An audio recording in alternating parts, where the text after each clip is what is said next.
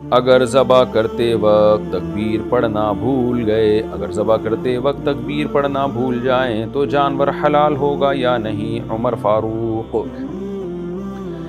دیکھیں تکبیر پڑھنا اگر بھول گئے تو پھر جانور حلال ہوگا، جان کرنا چھوڑیں۔ اور بھولتے کیوں ہیں بھائی؟ کوشش کریں یاد رکھیں، لوگوں کو بتا دیں، جو جب جانور ذبح ہو تو لوگوں میں کو بھی چاہیے کہ وہ زور سے تکبیر پڑھ لیں تاکہ ذبح کرنے والے کو یاد آ جائے۔ پھر بھی اگر بھول گئے تو پھر معاف ہے۔ ذبح کرتے وقت قربانی کرنے والوں کا کیا نام لینا ضروری ہے؟ جب ہم قربانی کے جانور کو ذبح کرتے ہیں تو اس وقت ان افراد کا نام لینا ضروری ہے جن کے نام پر وہ قربانی ہے۔ کس وقت وہ نام لیا جائے گا؟ ظہور شہزاد۔ نہیں جی، نام لینا بالکل ضروری نہیں ہے، اجتماعی قربانیوں میں تھوڑی نام لیے جاتے ہیں، بعض دفعہ لیتے بھی ہیں لوگ۔ تو صرف اتنا کافی ہے کہ جس کو آپ نے جانور خریدنے کا اور جانور کو ذبح کرنے کا وکیل بنایا ہے اس کو پتہ ہونا چاہیے کہ یہ کن لوگوں کی طرف سے ہے، تو وہ اس کو لوگ پہلے پیسے دے دیتے ہیں محلے والے کہ بھائی میرا بھی ایک حصہ ڈال دینا۔ تو جو اس جانور کو لایا ہے، رکھوالی کر رہا ہے، تو اس کو پتہ ہوتا ہے کہ جی 7 آدمیوں کا فلاں فلاں کا اس میں حصہ ہے، تو وہ سب کی طرف سے وکیل ہے، بس اس کی نیت کافی ہے۔ تو جب ذبح کرے گا تو خود بخود ہو جائے گا، تو اس کے لیے بھی نام لینا ضروری نہیں ہے، اس کو پتہ ہو کہ بھائی جن لوگوں نے اس گائے میں پیسے دیے ہیں وہ وہی ہیں، تو اتنا کافی ہے۔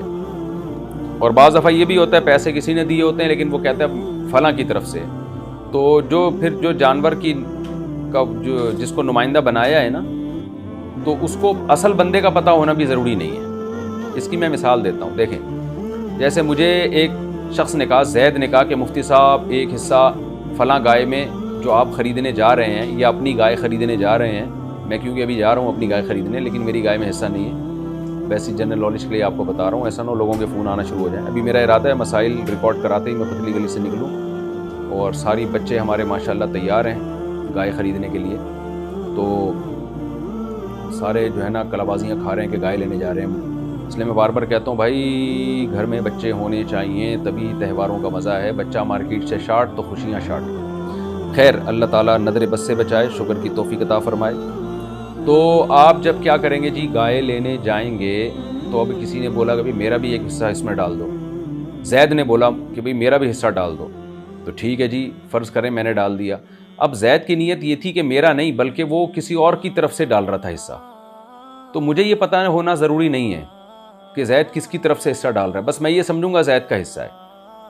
پھر زید یہ نیت کر لے کہ میرا حصہ نہیں ہے بلکہ میں اپنی بیوی کی طرف سے حصہ ڈال رہا ہوں یا میں اپنے فلانے کی طرف سے حصہ ڈال رہا ہوں، تو بھی ٹھیک ہے۔ تو یہ اتنی ڈیٹیل کا ہونا ضروری نہیں ہے۔ جب جانور ذبح ہوگا نا تو میں تو یہی سمجھوں گا بھائی زید کا حصہ ہے، اور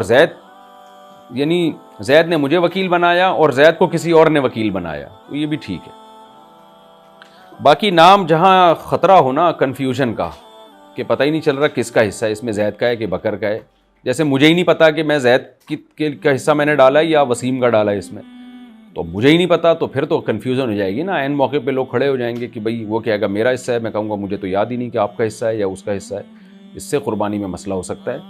تو اس لیے نام لے لیا جائے تو افضل ہے، زیادہ بہتر ہے، تاکہ لوگوں کی کنفیوژن دور ہو جائے۔